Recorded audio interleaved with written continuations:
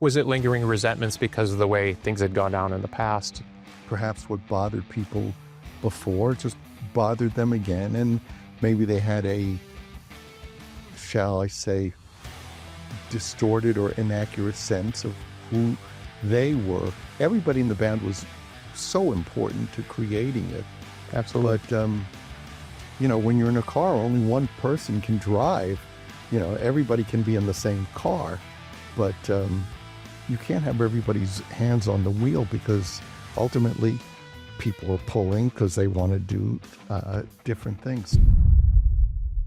Thank you so much for being here. I'm so excited to have you. I want to start with congratulations, because I know it's the end of the road or the end of something, kind of. But 3,000 shows. If you look on the internet, there's so much information about KISS online, but there's actually no perfect, you guys played this many shows. I think it's between 3 and 3,500. Some people say 2,900, but we'll go with the bigger number. Let's go with the bigger number. Bigger is always better. That's amazing, though. Yeah, that's amazing. It really is. It's mind-boggling, because I still can remember the four of us first coming together. Yeah. And all of a sudden thinking, this is it. There was something sonically going on when the four of us played. Virtuosos, virtuosos, but the sound of what we were doing was so potent. And I just found myself thinking, this is world class. Yeah. It goes by fast too, doesn't it? So fast. I think when you're young and older people are saying to you, it goes by so fast. Yeah, whatever. And then all of a sudden you go, wow, it really, it does go by fast. I sometimes think of life being kind of like a moving sidewalk that kind of goes off at the end. I remember when everyone was in front of me. Now everyone's behind me. So, it's very, very interesting that, yes, it does go by fast. And as it goes, you see that you're on a one-way street and it gets narrower and narrower. We'll get to that. So you've had such a rich musical and artistic life, it's hard to pick a spot. And because the original lineup years are so, in many ways, over-examined at this point. There's podcasts. I mean, you can do deep dives on just about any period of the original band. But I wanted to start with sort of the Psycho Circus period, because I think it feeds into some sort of narrative things that I'm sort of interested in. Because you were there. I was there. Thank you. I'm glad you remember. I wasn't going to bring it up because sometimes people get mad when I put myself in the story.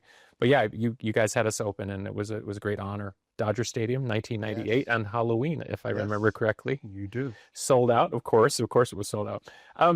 So I read a quote from you, and correct me if it's wrong, but it was something like, "We made the Psycho Circus album with 2 band members and 2 lawyers." I think was the quote. That's pretty accurate. Yeah. Because I sorry, I didn't mean to interrupt you. Please, go ahead. So because I was there when the night you guys officially reunited on stage. Mm-hmm. I mean, you'd done something for MTV or something, but there was Tiger Stadium. I was at that show. Yeah. It was a fantastic show. It's very emotional to be a fan in that, and of course in Detroit, you guys, your relationship to Detroit, as you know. So, but yet here, a couple years later, there's already a little bit of a wobble in the thing. Mm-hmm. Obviously, if you're in that situation, I've been in those situations too. You're putting on your best face forward. But I was kind of curious. Here you are. The makeup's back on, the original band's back together. There's obviously a lot of interest and excitement, but by 98 it starts to get a little sort of strained. Can you kind of put me just in your mindset at that time? Unfortunately, the same problems just started to creep in. And in a perfect world, I had hoped that we could get back together. Everybody would learn their life lessons. Sorry, I'm laughing because I'm in a band. Yeah. And we'll walk into the sunset together making music. Yeah. That story doesn't exist.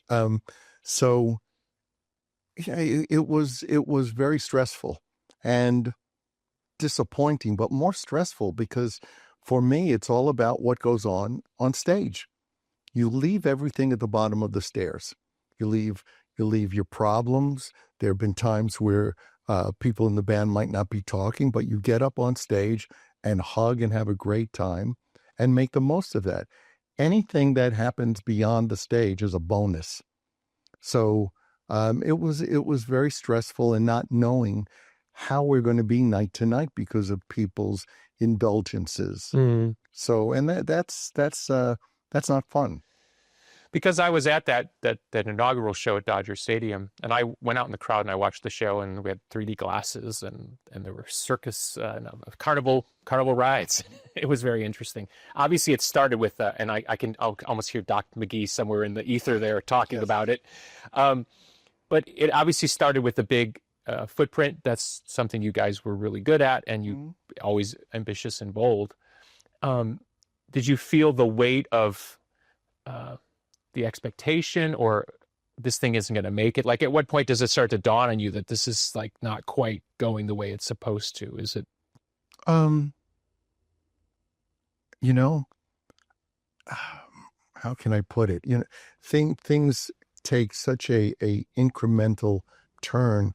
I don't think most of the time things fall off a cliff. It's more like somebody once said to me, in terms of being able to tolerate other people, somebody once said to me, you know, if you take a tree and go like that, it breaks. But if you take it and move it a little over a period of time, you'll get it down to the ground. Yeah. And it'll still be, be functional. So it just became, sadly, the divide happened, and it wasn't like that when we first got back together. There was a sense, for me, there was a sense of anticipation and a joy in revisiting and coming back, back together and bringing whatever we had done in the interim. Yeah. But, and we had, some of the guys going, I really f***ed up. I'll never do that again. I'm so grateful to be here. And truly was the feeling and the sentiment. And over time it became, you said you wouldn't do that again. You're doing it. The resentments that I think were there in the beginning came back. Was it lingering resentments because of the way things had gone down in the past? Well, I think that perhaps what bothered people before just bothered them again, and maybe they had a, shall I say, distorted or inaccurate sense of who they were. Everybody in the band was so important to creating it. Absolutely. But, when you're in a car, only one person can drive. Everybody can be in the same car, but you can't have everybody's hands on the wheel, because ultimately people are pulling because they want to do different things. So it became politics again of unfortunately people wanting things sometimes because you wanted something else. And I do want to talk about some of the 70s times, but I'm very interested in this time. So are you, because the nature of your, the word I use is avatar, it may not be the right word, the star child, but the nature of that character is you're having the best night of your life, and you're taking fans on this journey. But there's a person behind that mask,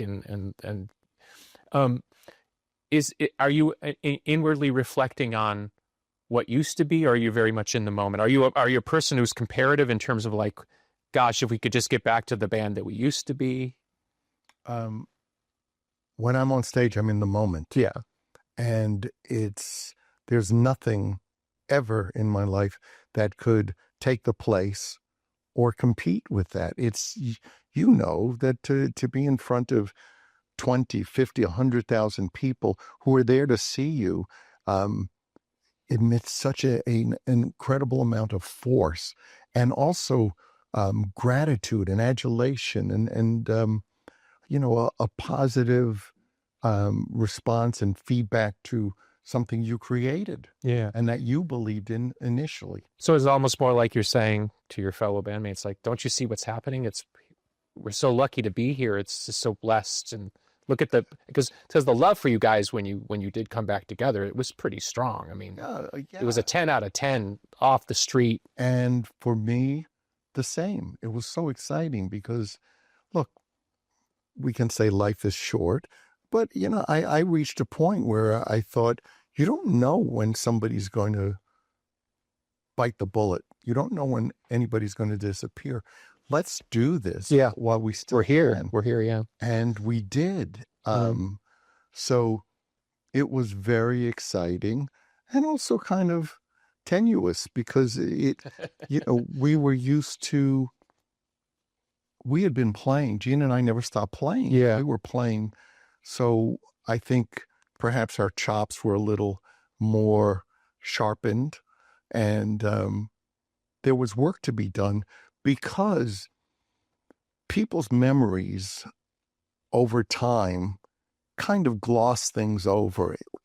We had to create the show people thought they saw, not the show they actually saw. Yeah, you guys had basically, you were putting on almost like the idealized version of the Destroyer tour or something, Totally. right? Yeah. And But it actually wasn't the tour that was. no, if you look at photos from Kiss Alive or even Kiss Alive 2, the lighting truss was fairly bare bones, but compared to everybody else, it was stunning. So we had to come back and raise the bar that would parallel today, and take us that much bigger. And we had to be that much, we had to be who we were. And I think part of the omnipotence, if you will, of the band has always been that we were ageless.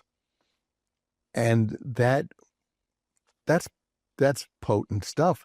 If you see a band 30 or 40 or 50 years on and go, they look the same. Well, we may not look the same this close up, but we can pull it off as a band, and that takes work. So everybody was told that they had to go work out, and we got trainers for everybody because we had to be how people remembered us.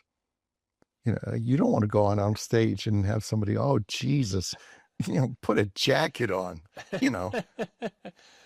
Well, I've had one time my father called me, he said they're calling you Belly Corgan because I was fat at the time. Yeah, no, So, no.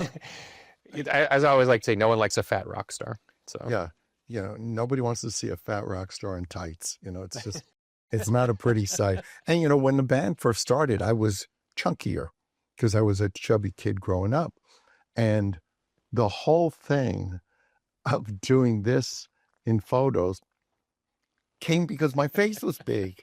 I didn't know that. Yes, I was sucking my cheeks was all I was doing. So that tour comes to a conclusion. What's your mindset? Because the band sort of didn't really do much in 1999. It was kind of an off year, which is how you end up doing Phantom of the Opera, and I want to talk about that. But what's your mindset when you get to the end of that tour? Well, that was the Circus tour. We had done the Alive 95, whatever it was, when we did Tiger Stadium. When we did Circus, we were Dodger Stadium. Yeah. So I'm saying at the end of that, the Circus tour. Yeah. We were, once again, in this position of, we truly wanted to do an album with the four original guys. I don't want to sound demeaning. I just a few days ago saw a live video of us from the mid-'70s. I mean, Peter played like an animal. I mean, he was just ferocious.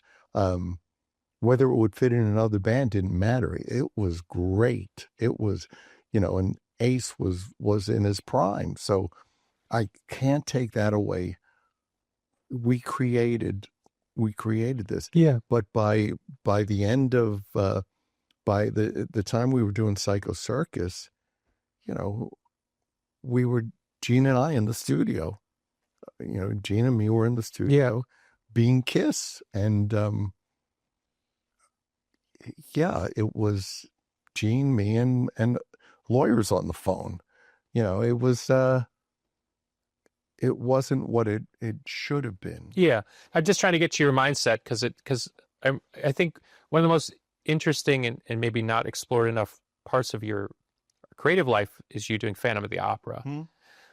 And I kind of really wanted to talk about Psycho Circus because I wanted to kind of set up the mindset of where your head was at when you did that, because I think you were 47 years old when you did Phantom. Was I? Yeah.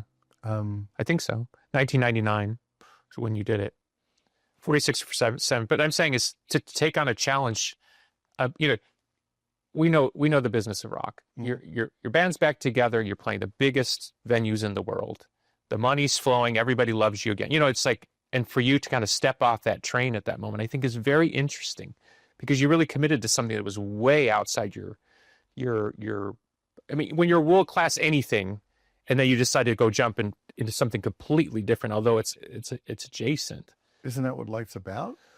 Well, it is for people who have courage. Yeah, I mean, well, the rewards are immense. Well, let's talk about that, because I find it really fascinating, and it's even hard to find any video of you performing. I saw some video came out the other day. There's very little. Of course, with the advent of video, you're bound to see yourself trip down the stairs on stage, because that's what people are more excited by or drawn to. So I think there's one I saw where my voice cracked on a very important B. Well, I didn't do that every night, but of course that's the one that's everybody can see. You see, he sucked. I don't like the pandering, and I grew to really dislike the unhealthiness of having people cater to you. And I don't feel well tonight. My nail got torn. Theater's not like that. 8 shows a week. Yeah, you get your ass out on stage and no excuses, and you do what you're supposed to. So it was refreshing for me, and also kind of like reaffirming for me that kind of pride in what you do exists. So it does connect there in that period of your life. Yeah, it was like, gosh, it's wonderful to be surrounded by people who show up, shut up, and do their job to the best of their ability. Because the competition in the theatrical world is fierce. Oh, it's fierce. Look, I was blessed. I had seen Phantom. I grew up in a family with a lot of classical music. First music I heard was Are we Verdi or? Yeah, first I remember going to the original Metropolitan Opera House for Tosca with Franco Corelli, by far one of the greatest tenors of all time. But because there's a little bit of Verdi in your melodies. Well, Puccini and Verdi. Yeah, it's just got this beautiful romance to it. Yeah, and I mean Andrew Lloyd Webber very often, takes little bits and pieces. So I grew up with classical music, Beethoven, Emperor Concerto, Schumann, Schubert, Mahler, Mozart. But when I saw Phantom in London, I really had this same kind of epiphany that I did when I saw the Beatles on Ed Sullivan.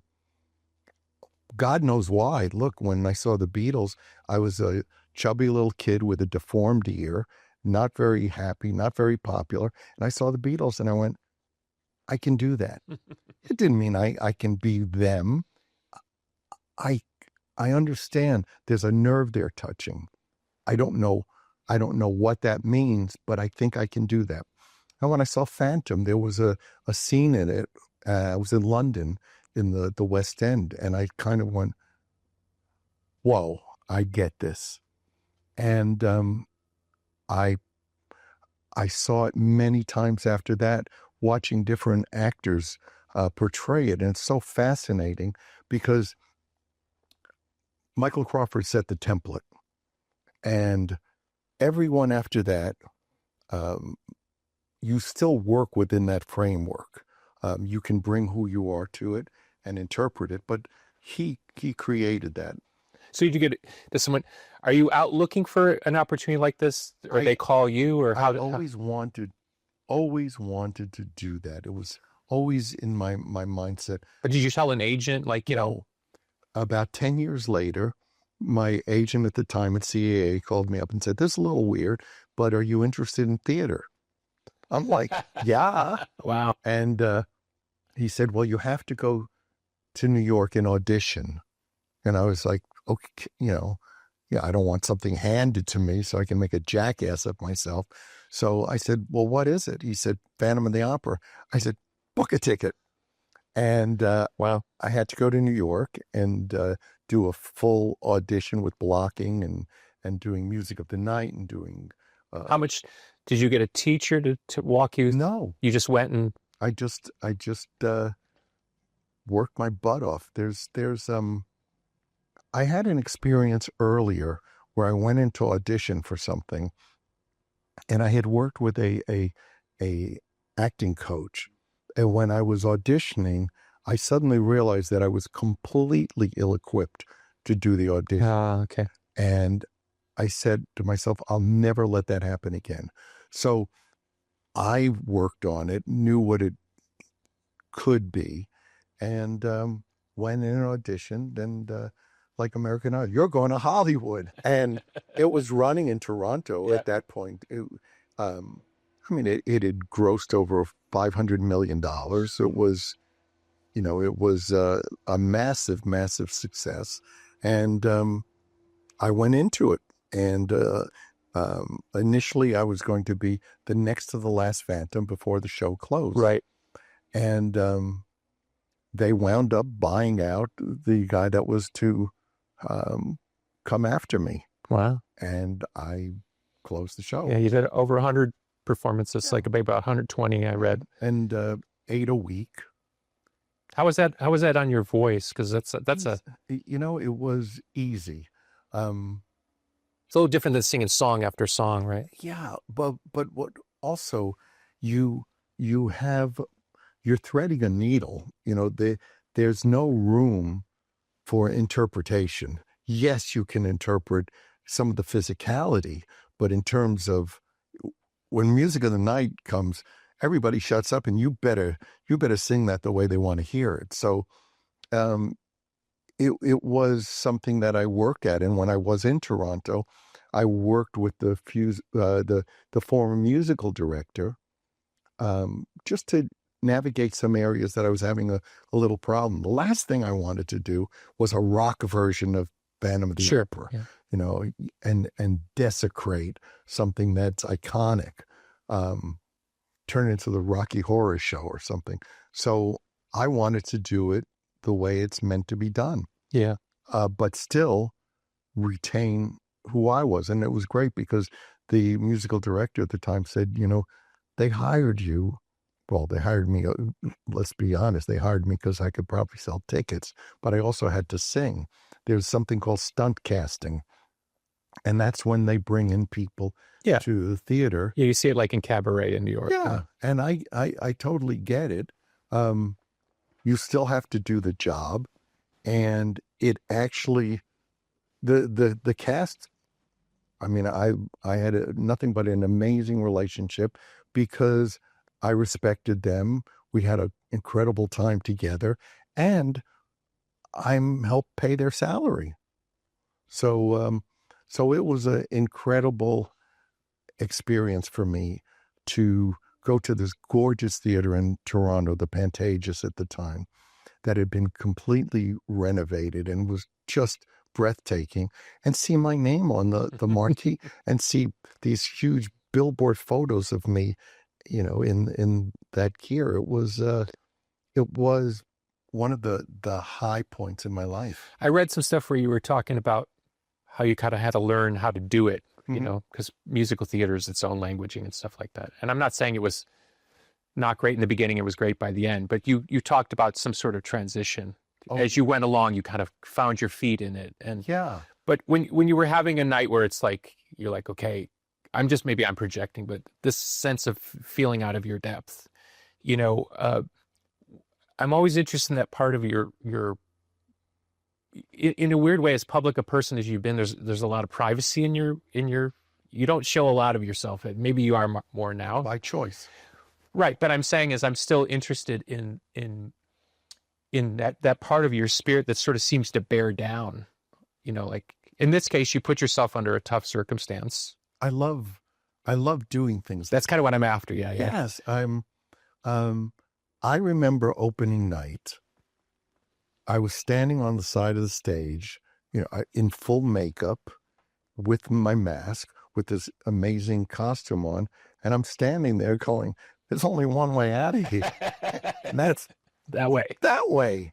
And,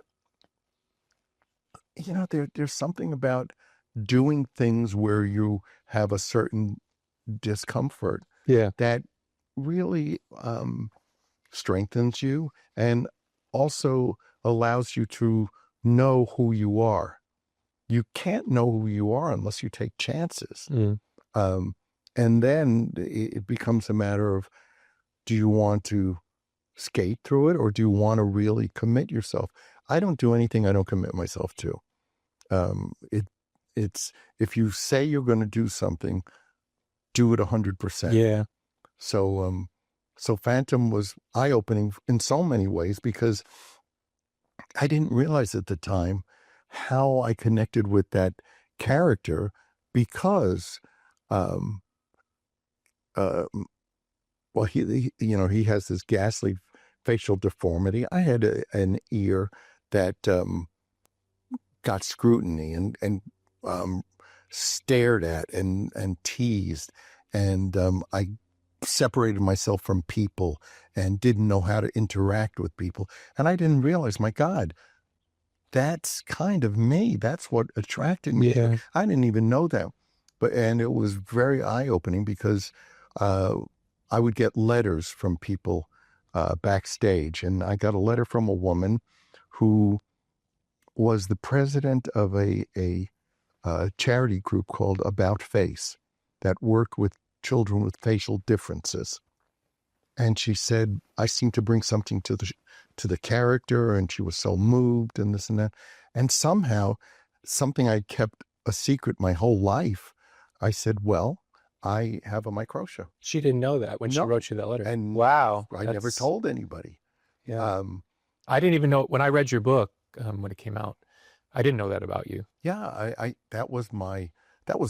just got a tingle, but that was my secret my whole life was that I managed to cover it with hair. And, what I found by doing Phantom and writing a book is that the less secrets you have, the freer you are. Yeah. And the more you can put out there and the more you can give to other people, going and speaking with kids, and saying, something, life's not always fair and the playing field isn't even and it's not level, but you can find a great life. And I'm there to tell you, and by no means do I have the disabilities or challenges some of you have, but I'm here to tell you it can happen. And to meet with parents and go, telling your kid that he's just like everyone else is, there's tough love. I don't know that there is tough love. There's love and then there's tough. Yeah. And when you tell your kid that he's just like everyone else, well, you're not like everyone else. Yeah. And I heard that. So it was cathartic for me to be able to share my Can you explore that a little bit more? Because you're triggering something in me that reminds me of something.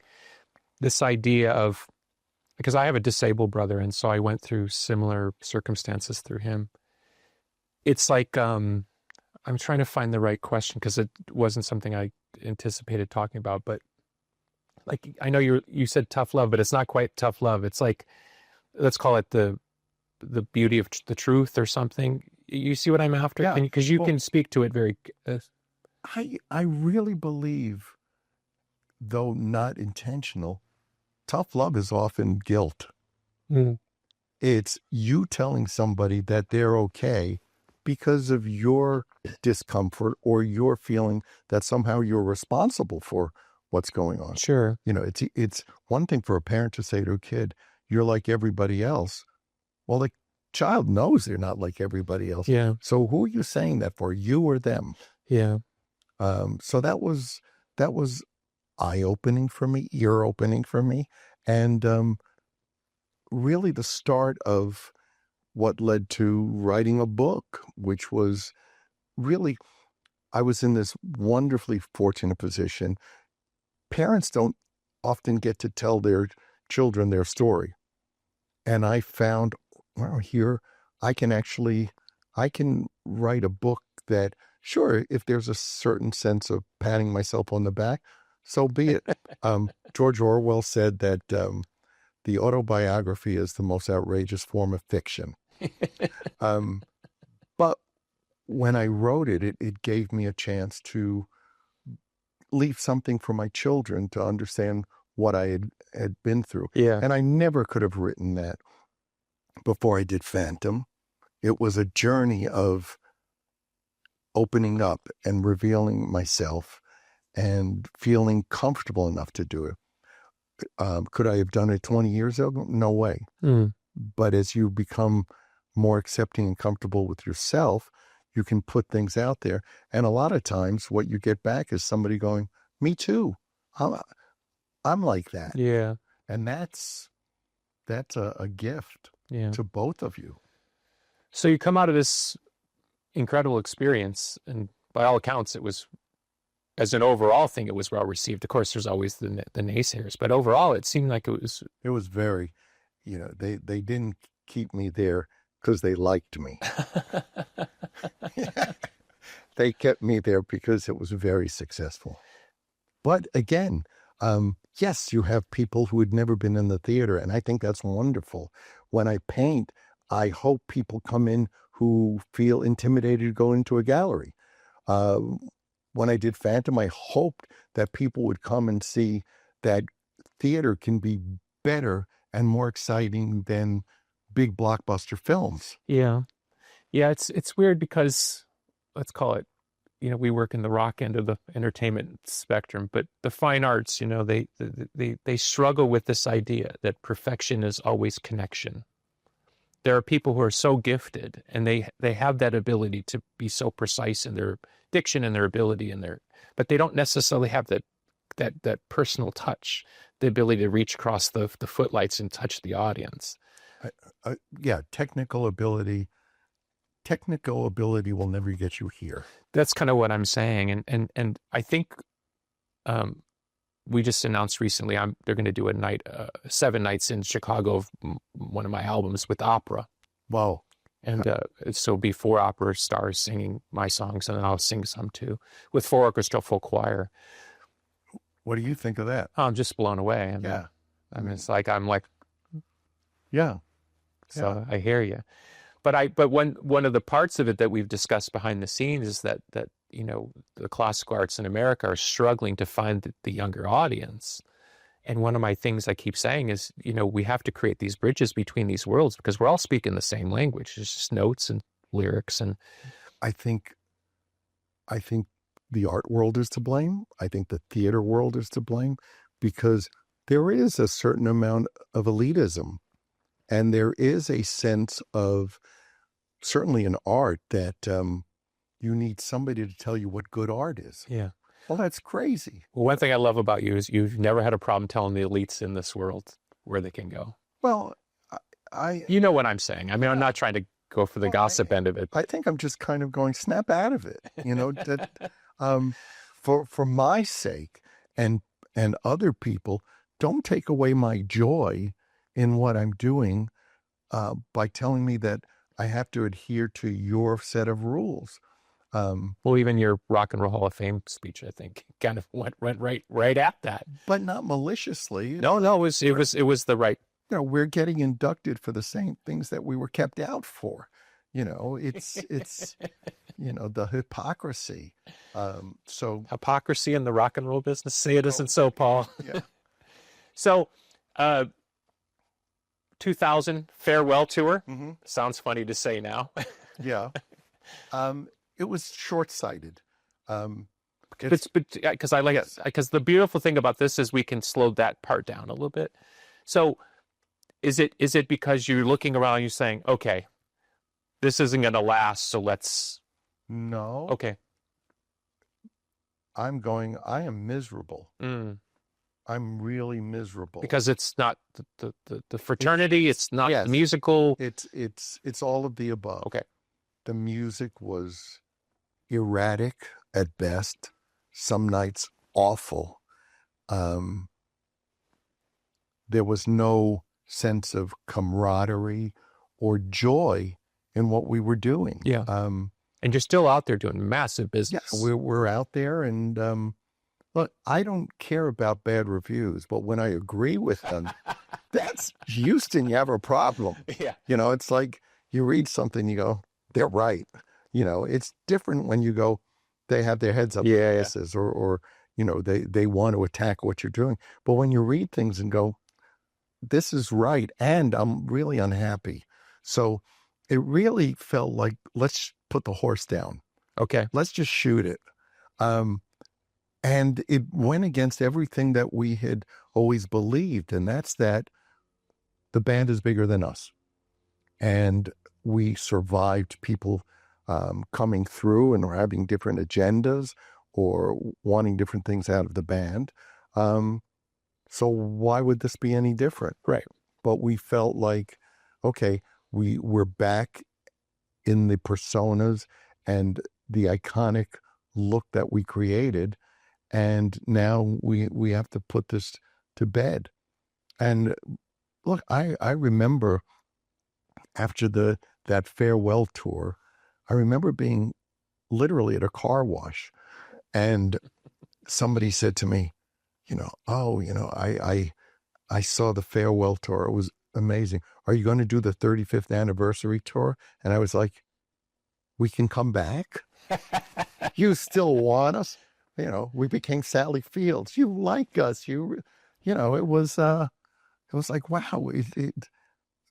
We were only gone because we decided to be gone. Yeah. Nobody wanted us gone. Well, walk me just through it a little bit, because it really, I'm less interested in, let's call it the wheels coming off the cart, as what came out of the wheels falling off the cart. So, but it helps to set up the wheels falling off the cart. Because, okay, so was Doc McGee your manager? Was Doc the manager at the time? Totally. Okay. Doc's been with us since the reunion. Yeah, I love Doc. So. Yeah, Gene and I had taken care of everything up until then, and then we saw it was just too big for us to do. Right. Okay, so, you have this meeting. We're going to do this. We're going to do the farewell tour. It's going to be big. Here's the sets. You know what I mean?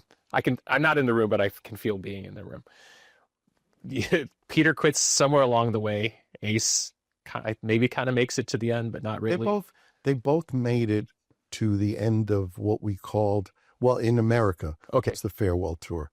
We did continue on after that, and Eric came in for some of that. And then, because as a fan, when I hear farewell tour, I'm thinking, okay, this is it. Yeah. At what point does it flip over and go, oh, we're just going to keep going? Well, that's kind of like when we talk about the end of the road tour and people snicker and go, oh, it went on forever. It's a big world, It's a long road. Just because we played for you doesn't mean we're not going to play for them. Yeah. So, practically speaking, the farewell tour, it went on for quite a while. We had a lot of farewells to say. Okay. So I'm just saying, I just was trying to understand if there was a mindset switch somewhere along the way. Or... I think before the farewell tour, it was becoming so difficult and so distasteful. And when was there a point where was there a band meeting where you sit down and you say, hey, or you just kind of throw your hands up at some point and say, okay, I'm just going to. No, I think honestly, Doc, Gene and me kind of went, this is, we can see the cliff. Yeah. So this, let's plan this. Let's plan this. And by Psycho Circus, we knew the end was coming. Okay. And what we would. So as it's happening, it's not surprising. More is like, okay, this is. No, again, to have created something so wonderful with Peter and Ace and Gene, to see it just in such terrible shape and the acrimony and everything, It was so difficult. So at what point in your mind does it flip? Because it then goes into this other mode with Tommy on guitar and Eric on drums. And it seemed like you guys kind of caught this fresh wind of like, oh, we can be a professional band and we can go back to the consistency that we're after and just get on with the business of what we're doing. When did that sort of flip into being? It's just, for me as a fan on the outside, it's like the farewell tour, okay? And then it's like, you guys didn't go away. Yeah. Which wasn't a bad thing. Yeah, no. The people that were glad that we went away were the ones who hated us, and they were the ones who were angry we came back. But I wanted to, on reflection, I wanted to continue. I couldn't imagine it, quite honestly, but Doc was one of those people going, you can continue. Yeah. And what Tommy and Eric brought to the band was the spirit that Ace and Peter no longer had. So that's as important as the music. They also brought the music. Those guys, we could play on any night, any song we felt like. We adhered to a certain set list because the show was built almost like a theater presentation. Sure. So it had an arc, and it started a certain way and went on. But what they were bringing was so fortifying and so much like the biggest vitamin B12 shot ever. Yeah.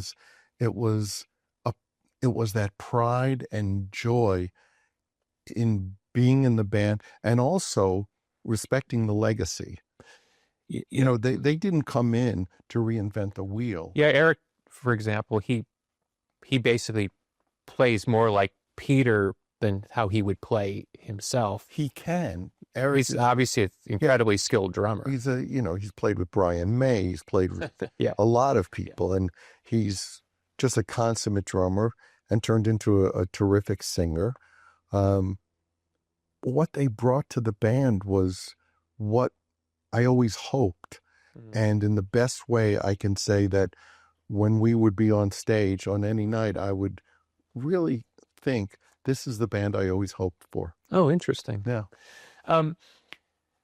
Obviously, there were lots of different reactions to, there were people arguing about them wearing the Ace and Peter makeup, and then the idea that you guys had bought the, again, I call it the avatar or whatever, the characters.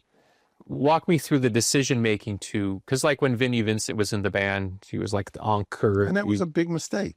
The whole idea, of Snail Boy, it's like, we spent this time creating these characters. Yes, each one of us came up with them, but we did it as a band. And then we spent years nurturing and building it. And now we're going to throw it away? Right. That's crazy. Right. That's crazy. Hey, New Coke didn't do so well either. Yeah. So, but I'm saying, so there was an internal decision of like, let's continue to embrace because this is the better way to go. Totally. This is KISS. This is what people universally recognize.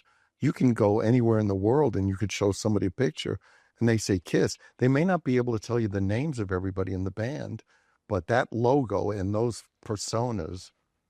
When my son's 3 now. My son is 9 now, but when he was 3, I showed him a picture of you guys. And he said, "Who's that?" And I said, "That's KISS." And anytime he sees you now, he's like, "That's KISS."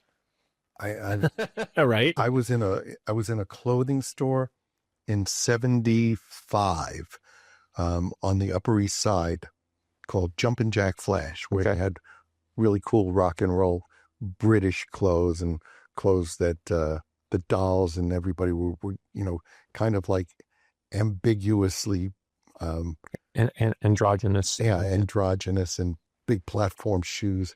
And I remember they had a sticker that we'd given them. I gave them a sticker of the Destroyer album cover, and it was on one of their display cases. And a mom and a little boy walked by, and the little boy went, "Kiss." And it was like, this is good. This is good. This is good. I like to talk a little personal. It's more of general because I feel like your coming out party as you, the real person, is kind of late in life. You know what I mean? As somebody who's followed you for 40 years now. Yeah. No, almost 50. More. Yeah. Right. I started listening when I was about 9. Right. So here we are, almost 50 years later. So, is it safe to say that you have a positive mindset in life? Very, very. I can't ever think of you being kind of downer. Like I'm notoriously a downer vibe, but you know, is that a public facing personality, or is that your natural personality? Well, I'm a survivor. I'm somebody who's not a quitter. I'm somebody who relishes life.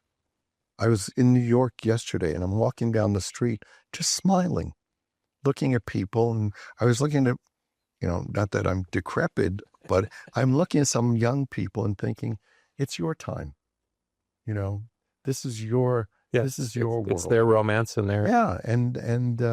So yeah, I'm positive. I see, I see the bullshit, and I see, the nasty side of life, but, you manifest what you put out there. I didn't always think that. I think when you're kind and see the world in a positive light, the world becomes better. Mm. Are you? I get the feeling, but I'm asking: are you happy in your life? And you seem. I follow in social media. You seem very happy in life. I am. I'm so blessed, and I wasn't always. Maybe one of the reasons I wasn't out there talking was because I wasn't that happy. It's Are you talking personally or professionally, or you just didn't want to show that to the world? My struggles weren't on stage. My struggles were off stage. Who am I? We all come with a beautiful set of matching luggage. Some of it we want to get rid of. But yeah, life at this point, and for quite a while, I've been very content and happy, and I've got a wonderful family. I've got a fantastic wife who has been with me when things were rough in the beginning, and that's really when you get to know who you're with, is when things are tough. That's how you find out who somebody is. So, and my children are just a blessing, and I think, just speaking for myself, you heal by raising children because you get to do right what you think was done wrong to you. Yeah. So, how were your parents as parents? How were they? Yeah. It's easy to say they did the best they could. That's kind of like a interesting statement. And I will say they did the best they could, but they came into the picture completely ill-equipped to be married and to be parents. So that being said, they struggled, and that was my struggle, was not having real guidance or a system that supported me or made me feel safe. Did they understand your sort of musical dream? I mean, at a deep level, like, did they get it, or? No, I don't think so. I think they were in some ways consumed with their own unhappiness. And I think for quite a while, my dad equated or rationalized that my success was luck. Now, my dad said the same thing to me. But people who say that are the ones who failed, because that's how you rationalize your own failure, is to say somebody else was lucky. Yeah. And it took my dad into his 90s to finally come to to embrace. And I was blessed the last 10 years of my dad's life, because my dad never gave compliments. My dad didn't get compliments, so he wasn't going to give them. And by being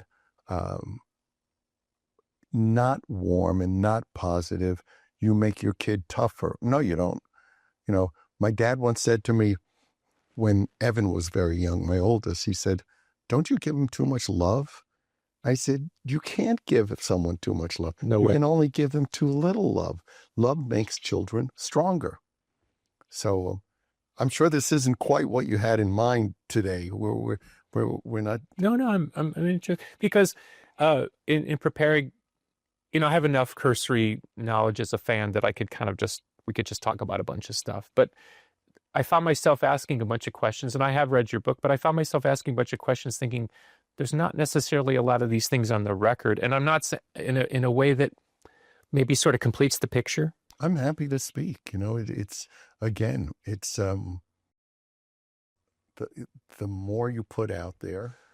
Well, you're one of the great American success stories, and I think, especially in the arts, people get focused on a record, a show, a thing, something you said in 1972, whatever, and they lose sight of the incredible journey.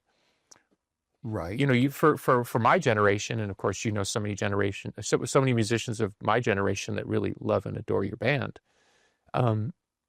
You guys have been kind of like rock parents to us. You kind of pointed the way on a lot of things that were coming and set certain templates and bars and across such a diverse array of artists. Because we were you.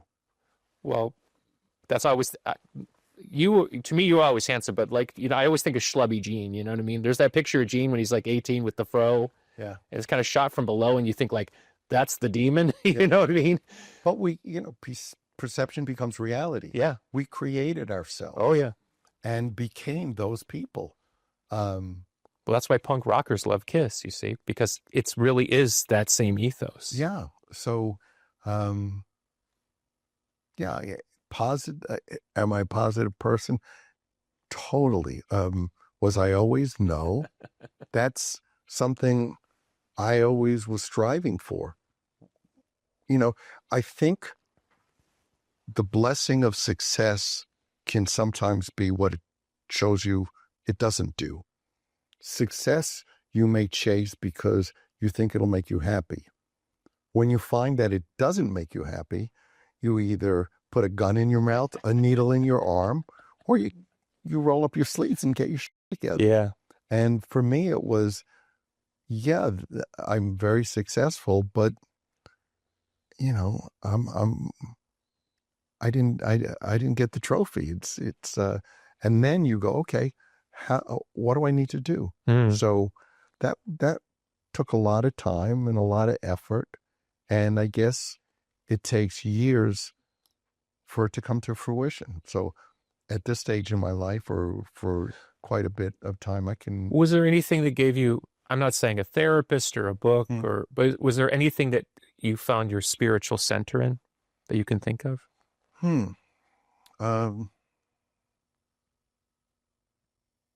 Great question. Wow. I stumped you. Yes. Yeah. For somebody who can just, I think one of the beauties of therapy is to learn that you're not that different than everyone else. I think we all tend to see ourselves as, I wish I could be like him, or I wish I could be like him. And then you realize, that he's carrying the same load you are. And I think that that's part of it is becoming comfortable with who you are, good and bad, and not being too tough on yourself, but at the same time, I think we owe it to ourselves to become the best people we can be. Yeah. Okay, we're towards the end of part one. Tell me if you think this is fair. So in my mind, your musical life breaks into 4 eras. There's the original, I call it the OG lineup.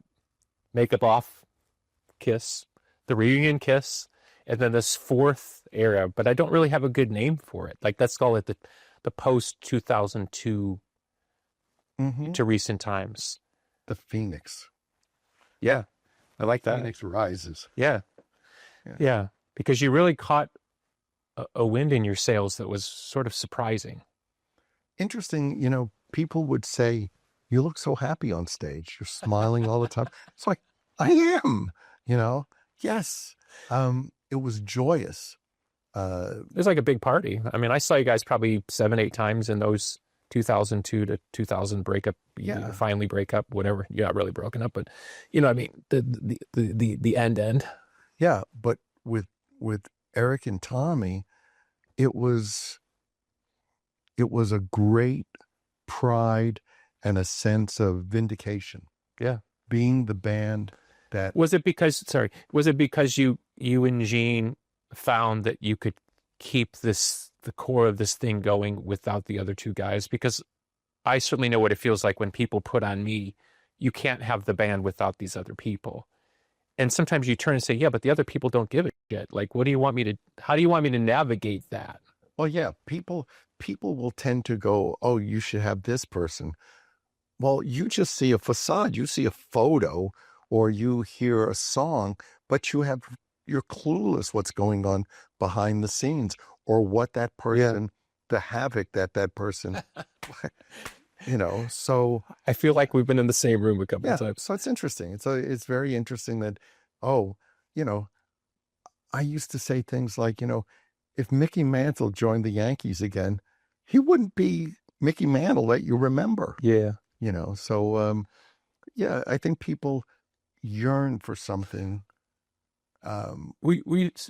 Because you know, you grew up hearing the Who sing "Hope I Die Before I Get Old," and they meant it, but then they became wiser, and then they could do Baba O'Reilly. Are you, as a general point, are you surprised by the longevity of rock music? With, you know, you have the Eagles playing the Dome and the Sphere in Vegas. You know, are you surprised by the longevity of? I think it speaks to the validity of the music. When Frankie Avalon or Bobby Darin was a credible talent, but when the Frankie Avalons and the Fabians and the Bobby Rydells, they were interchangeable. And when you got tired of this one, we have another one. Yeah. And it wasn't about the music; it was about the teen idol.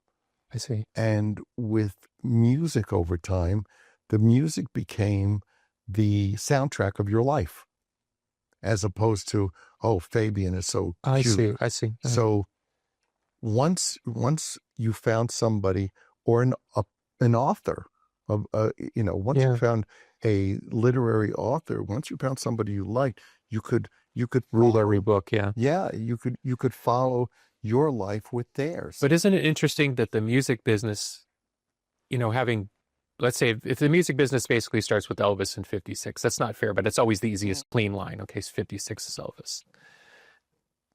How greatly and vastly they underestimated the true value of bands and their music. But as a business thing. Yeah, but at that point, still the bands or the vocal groups were just vehicles for a song or songwriter. Sure. So, but imagine. Sorry to interrupt. But if they knew in 1975 what Kiss was going to be worth as a brand, I mean, think about it. You guys were standing there in plain sight. You know, whether you're in Casablanca or whatever, you're standing right there, and nobody has the vision to think the real money in this outfit isn't whether Christine 16 is a hit or, you know, Love Gun or whatever. The real value is in this what we would call the brand now. Yes. But brand recognition didn't exist beyond really the Beatles in terms of groups. As great as the Stones were, it was a different, it didn't follow the same pattern as the Beatles, which allowed you to like the band and then find your favorite. Is it true you guys kind of in some ways built the characters on the Beatles? Is that true, or is that a mythological thing? It's mythological, but it's logical. It makes sense. Yes, we created a band with 4 individuals who were different enough. They wanted to be in the club. When I saw the Beatles, wow, I'd like to be friends with those guys. So, just to wrap up part 1 of our fantastic interview here, you're standing on stage. It's the end of the road. We've actually come to the end of the road. You're back where you started. Did you get what you wanted? And what did you want when you started? Great question. I did get what I wanted. The curtain came down on that period. And to be able to stand at Madison Square Garden, where you saw Steve Marriott and Grand Funk, whoever else you saw in there, and to know I drove people in my cab to see Elvis Presley, and then by coincidence, outside my dressing room is a photo of Elvis from that show. But did I get what I wanted? So far beyond it. I got a life. I didn't get 5 years. I hoped for 5 years. Yeah. That's what the lifespan of a band was supposed to be. Yeah. So to build my life and my journey and what I've learned as a person and what I've experienced as a musician, a dad, a theater performer, an artist, everything else. Yeah, it's something. It's been the springboard. It was up to me to maximize it and decide what it would avail me and what I would take. But yeah, it gave me amazing opportunities. Then it was up to me to realize those opportunities. If you're like this, you don't see the whole world and all the things that you could do. And that's really for me what life is about, is grabbing those moments to define who I am. And it's very, very gratifying. When I leave this world, I leave behind some amazing children who are better versions of me and who I live through. So that's what makes you really timeless and makes you invincible, is the fact that you live on.